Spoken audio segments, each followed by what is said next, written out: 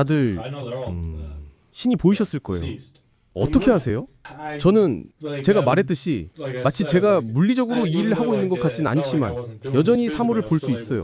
그리고 그들이 움직이는 것을 보고 그들이 움직이지 않을 때까지 계속 쏘는 걸 좋아해요. 네, 머리를 겨누는 거죠. 그럼 그들의 머리를 겨누는 거예요? 네, 그들이 아직 움직이는 것을 볼 때요. 왜냐면 이런 상황에 처해 있지만 그들이 동시에 고통을 겪는 걸 원치 않거든요. 때는 2018년 새해 첫날이었습니다. 이 남자는 스콧 콜로지 스콧입니다. 이 영상은 그가 가족 대부분을 총으로 살해한 지 3시간도 채 지나지 않아 녹화된 것입니다. 가족들이 새해를 축하하기 불과 몇 초 전 벌어진 참극이었죠. 그리고 그의 바로 옆에 앉아있는 사람은 가족 중 유일한 생존자 중 한 명인 그의 형입니다. 형은 보호자 자격으로 그 자리에 앉아 자신의 삶이 순식간에 무너져 내린 과정을 생생하게 들어야만 했습니다. 하지만 알고 보면 이 사건에는 눈에 보이는 것 이상의 이야기가 숨겨져 있습니다. 사실 콜로지 가족이 비극적인 최후를 맞이하기 훨씬 전부터 폭풍은 조용히 몰려오고 있었습니다. 가족의 집 안에서뿐만 아니라 스콧의 마음 깊은 곳에서도 말이죠. 결과적으로 이 이야기는 여러분의 의견을 양쪽으로 갈라놓을 것입니다. 이것은 스콧 콜로지 사건입니다. 오늘의 이야기는 약 3만 명의 미국인이 거주하는 뉴저지주 롱브랜치에서 시작됩니다. 이곳은 공기가 맑고 해산물이 풍부하며 끔찍한 사건과는 거리가 먼 평화로운 곳입니다. 솔직히 말해 이런 비극이 일어날 것이라고는 전혀 예상할 수 없는 곳이죠. 하지만 롱브랜치 같은 곳이 의례 그렇듯 가장 조용한 구석에 가장 어두운 비밀이 숨겨져 있기도 합니다. 그리고 2017년이 저물어가던 무렵 또 하나의 끔찍한 비밀이 이곳의 역사에 새겨지게 됩니다. 롱브랜치에 사는 많은 가족 중에는 콜로지 가족이 있었습니다. 누가 봐도 평범하고 따뜻하며 서로 끈끈하게 사랑하는 가정이었습니다. 월스트리트에 위치한 그들의 집은 가족들의 생일을 성대하게 축하하고 크리스마스는 마법 같았으며 일요일 저녁 식사는 성스러운 행사처럼 여겨지는 그런 곳이었습니다. 가장인 42세의 스티븐 콜로지 시니어와 44세의 린다 콜로지는 아이들에게 더할 나위 없이 헌신적인 그야말로 완벽한 부모였습니다. 이 부부는 4명의 자녀를 키웠습니다. 장남 조나단, 딸 브리트니, 그리고 2명의 어린 아들 스티븐과 스콧이었죠. 가족은 여기서 끝이 아니었습니다. 린다의 여동생 미셸과 남편 리처드도 지하실 아파트에 함께 살았습니다. 한편 할아버지 에드리안과 그의 오랜 파트너 메리는 거의 매일, 특히 명절이나 행사 때면 어김없이 이 집을 찾았습니다. 이 집은 생동감이 넘쳤고 겉보기엔 사랑으로 가득 차 보였습니다. 하지만 그 따뜻함 속에 분명 남들과는 다른 한 사람이 살고 있었습니다. 막내 중 하나인 스콧은 아주 어린 나이에 발달 장애 진단을 받았습니다. 이러한 어려움 때문에 그는 도움이 필요한 학생들을 위한 특수 학교에 다녔습니다. 그 결과 불행하게도 그의 사회적 세계는 매우 좁았습니다. 가족 외의 아이들과는 거의 대화를 나누지 않았고 말을 한다 해도 관계를 맺는데 어려움을 겪었습니다. 되돌아보면 그의 형 중 한 명이 상황을 완벽하게 묘사했습니다. 스콧은 다른 16세 아이들과는 전혀 달랐다라고요. 그는 순수하고 세상 물정을 모르는 고립된 아이였을 뿐만 아니라 여전히 산타클로스를 믿었고 매일 밤 부모님의 침실에서 함께 잤습니다. 당연히 부모님, 특히 어머니 린다는 스콧을 과잉 보호했습니다. 린다는 매일 아침 옷을 입혀주고 입맛에 맞는 별도의 식사를 차려주며 일거수일투족을 감시했습니다. 하지만 가족의 깊은 사랑도 그들의 걱정까지 완전히 덮을 순 없었습니다. 수면 아래 깊은 곳에는 말하지 못한 두려움이 도사리고 있었기 때문입니다. 가족들은 스콧에게 발달 지연 이상의 무언가가 있다고 오랫동안 의심해왔습니다. 단순한 발달 지연이 아닌 훨씬 더 우려스러운 것이었죠. 린다는 스콧의 기이한 행동들이 혹시 뇌종양 때문은 아닐까 걱정했습니다. 진단받은 적은 없었지만요. 나중에 의사들이 내린 결론은 스콧이 자폐 스펙트럼, 어티즘 스펙트럼 장애를 심하게 앓고 있었을 가능성이 높다는 것이었습니다. 증상은 꽤 명확했습니다. 강박적인 성향이 강했고 사회적 신호를 해석하는데 어려움을 겪었으며 감정적으로 글쎄요, 그는 완전히 다른 리듬 속에 사는 것 같았습니다. 스콧은 때때로 믿을 수 없을 만큼 감정 기복이 없었습니다. 조용하고 진지했지만 언제나 온순하고 수동적이었습니다. 여기서 주목할 점은 그가 폭력적인 행동을 하는 것을 본 사람이 단 한 명도 없었다는 사실입니다. 단 한 번도요. 가족 외부 사람들의 눈에 스콧은 예의 바르고 차분하며 사실상 존재감이 없는 아이였습니다. 그의 세상은 책, TV, 비디오 게임, 그리고 가족이 전부였으니까요. 비록 감정 표현은 서툴렀지만 부모님과 형제들을 사랑하는 것처럼 보였습니다. 외부에서 보기에 콜로지 가족은 스콧을 위해 모든 것을 올바르게 하고 있었습니다. 구조를 만들어주고 사랑을 주고 무엇보다 외부로부터 그를 보호했습니다. 하지만 그들이 몰랐던 것은 가족이 따뜻함으로 스콧을 감싸는 동안 그의 내면 세계는 차갑게 얼어붙고 있었다는 사실입니다. 아무도 깨닫지 못했거나 혹은 외면하고 싶었던 진실은 그의 내면 깊은 곳에서 무언가가 뒤틀리고 있었다는 것입니다. 수년 동안 징후는 미묘하게 늘어났습니다. 스콧은 환각을 경험하기 시작했습니다. 이상한 생각들이 구체화되었고 그는 제어할 수 없는 불길한 충동에 대해 이야기했습니다. 설명할 수 없는 본능적인 느낌 같은 것이었죠. 가족들은 이것을 그저 스콧의 기벽 정도로 치부했습니다. 언젠가는 나아지겠지 하고 희망하면서요. 하지만 현실은 훨씬 더 어둡고 슬펐습니다. 가족들이 웃으며 견뎌내는 동안 스콧의 정신은 서서히 무너져 내리고 있었습니다. 2017년이 다가올 무렵 스콧은 사람들을 해치는 것에 대해 생각하기 시작했습니다. 순간적인 좌절감이나 욱하는 마음이 아니라 진지하고 의도적이며 아무런 이유도 없이 말입니다. 가장 소름 끼치는 점은 이런 감정이 지속적이었다는 것입니다. 사실 2016년과 2017년 대부분의 기간 동안 스콧은 가족을 해치는 공상을 해왔습니다. 단순한 스쳐가는 생각이 아니라 스스로와 나누는 체계적인 대화였습니다. 이모인 미셸은 나중에 이렇게 털어놓았습니다. 스콧은 기분이 안 좋은 날이면 나쁜 생각이 들어요 라고 말하곤 했고 무슨 뜻이냐고 물으면 사람을 해치는 상상을 하고 있다고 답했다는 것입니다. 겁에 질린 미셸은 언니 린다에게 스콧을 의사나 상담사에게 데려가야 한다고 애원했습니다. 하지만 안타깝게도 린다는 매번 거절했습니다. 별일 아니라는 듯 넘겨버렸죠. 정확한 이유는 알 수 없지만 아마도 자신의 아들이 그렇게 위험한 존재일 수 있다는 사실을 인정하고 싶지 않았던 것 같습니다. 심지어 린다는 미셸에게 학교나 의사, 경찰 등 누구에게도 말하지 말라고 입단속까지 시켰습니다. 외부에서 스콧의 생각을 알게 되면 신문을 받거나 정신병원에 갇히거나 격리될까봐 두려웠던 겁니다. 린다에게 아기가 있었던 건 아닙니다. 그녀는 아들을 끔찍이 아꼈고 그저 보호하고 싶었을 뿐입니다. 하지만 비극적이게도 그녀는 사랑만으로 모든 문제를 해결할 수 있다고 믿었습니다. 한 번은 스콧이 옆집 아이를 해치고 싶은 충동이 든다며 학교 심리 상담사와 상담할 수 있냐고 엄마에게 물은 적도 있습니다. 린다의 반응은요, 불행히도 단칼에 거절했습니다. 심지어 다시는 상담사에게 말하지 말라고 금지하기까지 했습니다. 순수한 모성애에서 비롯된 이 결정이 결국 가족의 운명을 결정짓는 저주가 되고 말았습니다. 스콧의 생각은 충동적인 것이 아니라 집요한 강박이었습니다. 이모와 할아버지에게도 털어놓았지만 아무도 경보를 울리지 않았습니다. 가족들은 이 문제로 다투기도 했지만 달라지는 건 없었습니다. 2017년 10월 형 조나단은 엄마에게 이런 문자를 보냈습니다. 할아버지가 그러는데 스콧이 온통 사람 죽이는 얘기만 한대. 또 한 번의 소름 끼치는 경고였습니다. 하지만 린다는 여전히 행동하지 않았습니다. 그저 사춘기의 기이한 농담이나 지나가는 단계이길 바랐습니다.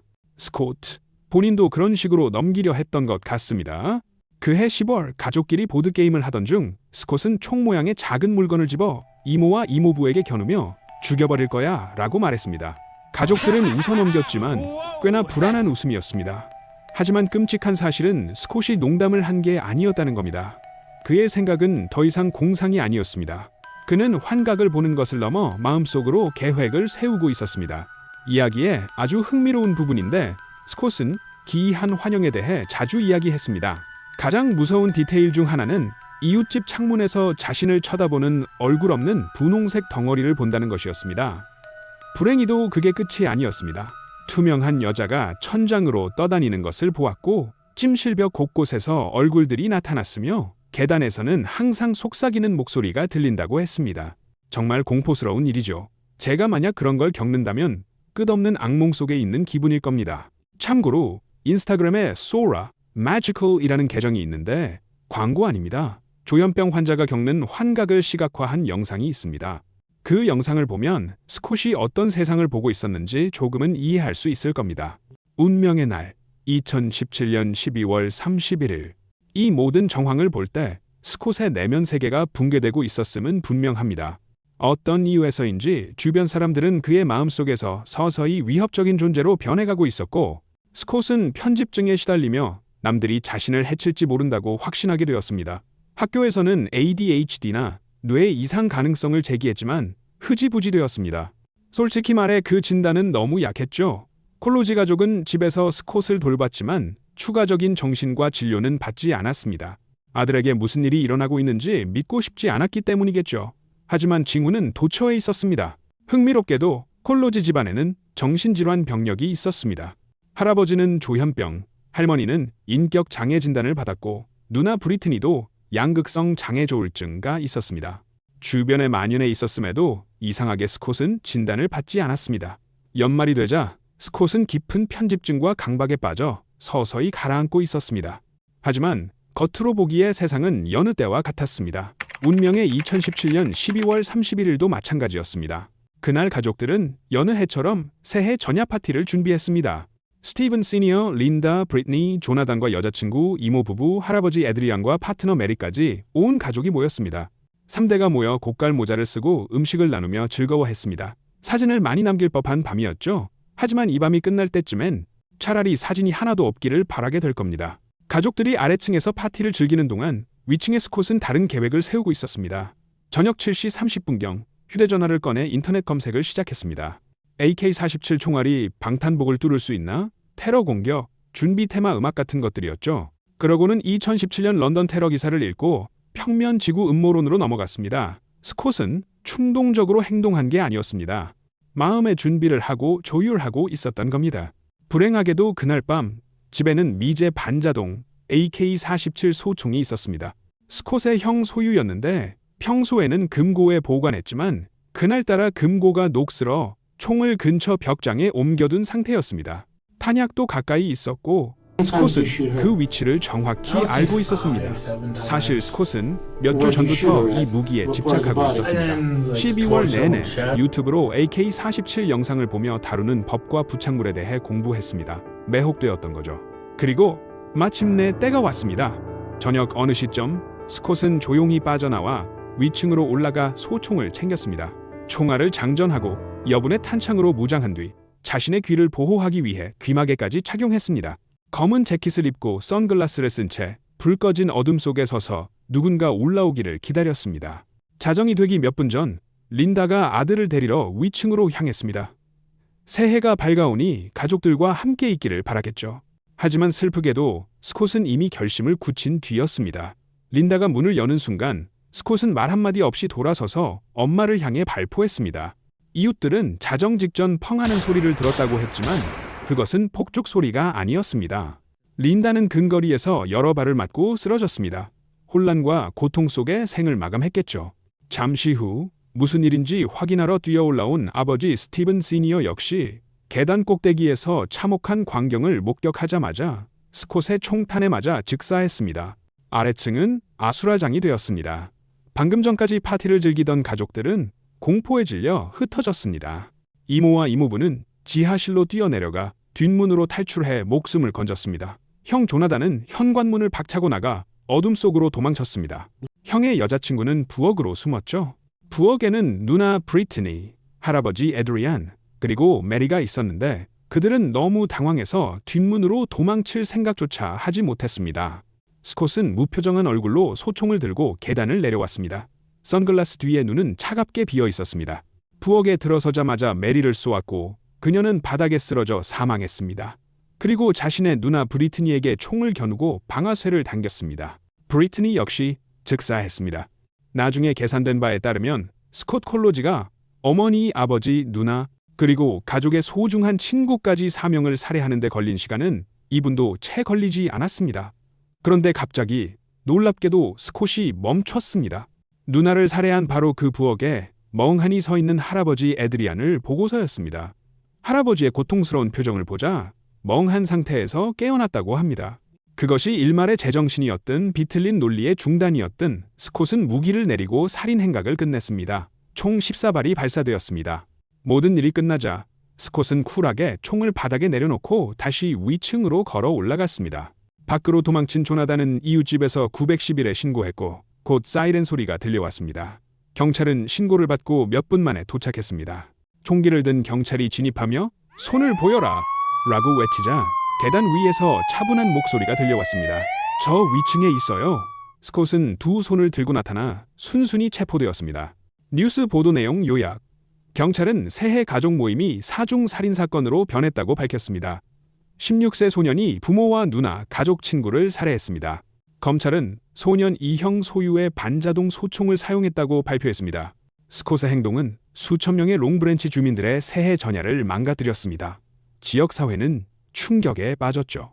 스콧은 체포된 후 미성년자임에도 불구하고 변호사 없이 형사들과 대화하겠다고 동의했습니다. 심지어 미란다 원칙도 포기했죠. 그는 자신이 뭘 하고 있는지 전혀 모르는 것 같았습니다. 법적으로 미성년자라 보호자의 동의가 필요했는데 유일하게 가능한 보호자는 방금 가족의 몰살을 목격한 형 스티븐 20세뿐이었습니다. 스티븐은 용감하게도 임시 보호자가 되어 신문 과정에 동석했습니다. 동생이 가족을 죽인 과정을 덤덤하게 털어놓는 동안 형이 옆에서 괴로워하는 모습은 정말이지 가슴이 찢어지는 장면이었습니다. 스콧은 신문에서 살인 과정을 아주 상세하게 아무런 죄책감 없이 진술했습니다. 그는 1년 넘게 폭력적인 생각을 품어왔으며 자신을 괴롭힌 사람들, 이웃, 그리고 가족 전체에게 고통을 주고 싶었다고 말했습니다. 환각이나 목소리에 대해 묻자 그날 밤에는 기억나지 않는다고 했습니다. 다만 창밖에서 하얀 빛을 보았다고는 했죠. 하지만 그가 명확히 말한 것은 자신이 한 행동이 잘못되었다는 것을 알고 있었다는 점입니다. 왜 개나 고양이는 쏘지 않았냐는 질문에 걔네는 나한테 잘못한 게 없으니까요 라고 답했습니다. 그리고 이렇게 덧붙였죠. 감옥 대신 정신병원에 가면 안 될까요? 스콧은 1급 살인 혐의로 기소되었고 길고 긴 법적, 정신의학적 공방이 시작되었습니다. 쟁점은 분명했습니다. 그가 정신 이상 심신미약이었느냐 아니면 치밀한 살인마였느냐는 것이죠. 저는 이 사건의 심리학적 측면이 정말 흥미롭다고 생각합니다. 두 가지 전문적인 견해를 보시죠. 먼저 시니어 산티나 박사는 스콧이 조기 발병 조현병 Early Onset Schizophrenia를 앓고 있었으며 살인사건 훨씬 전부터 정신증 사이코시스로 빠져들고 있었다고 결론지었습니다. 그녀는 스콧이 붉은 악마의 얼굴, 떠다니는 여자 등을 보았다는 진술을 근거로 범행 당시 스콧이 현실과 분리된 해리 상태에 있었다고 주장했습니다. 즉, 법적으로 심신미약 상태였기에 형사 책임이 없다는 것이죠. 반면 검찰 측 증인으로 나온 미국 최고의 법의학자 파크 디츠 박사의 의견은 달랐습니다.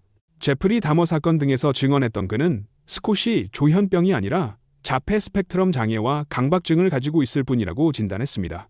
그는 스콧의 치밀한 준비 과정 검색, 귀마개 착용, 어둠 속 대기 등을 지적하며 이것은 환각에 빠진 사람의 행동이 아니라 의도적인 행동이라고 주장했습니다. 스콧은 자신이 무엇을 하는지 정확히 알고 있었다는 겁니다. 2022년 2월 배심원단은 5시간도 채 안 되는 논의 끝에 판결을 내렸습니다. 스콧 콜로지에게 모든 혐의에 대해 유죄가 선고되었습니다. 판사는 소년범에게 내려진 형량 중 가장 가혹한 수준인 징역 150년형을 선고했습니다. 최소 127년 6개월을 복역해야 가석방 기회가 주어지니 사실상 감옥에서 생을 마감하게 된 셈입니다. 2025년 최근 항소도 기각되었습니다. 솔직히 저는 이 사건을 보며 개운함보다는 복잡한 감정이 듭니다. 사법 시스템이 스콧의 정신 상태를 완전히 이해하지 못한 것 같기도 하고 그가 수년 동안 구조 요청을 보냈다는 사실을 간과한 것 같기도 합니다. 물론 어머니 린다도 아들을 시설에 보내기 싫어 숨겼던 것이지만 그 사랑이 결국 비극을 불렀습니다. 오해하지 마세요. 스콧이 자유롭게 거리를 활보해야 한다고 생각하진 않습니다. 그는 분명 위험한 인물입니다. 하지만 망상과 편집증에 시달리며 도움을 요청했던 그에게 감옥이 정말 맞는 해법이었을까요? 살아남은 형제들과 할아버지에게 남겨진 고통은 상상조차 할 수 없습니다. 콜로지 가족은 스콧을 위해 많은 노력을 했습니다. 사랑하고 지지하고 평범한 삶을 주려 했죠. 하지만 불행히도 여기서는 사랑만으로는 충분하지 않았습니다. 정신질환이 무시되거나 숨겨질 때 그 결과는 이토록 파국적일 수 있기 때문입니다.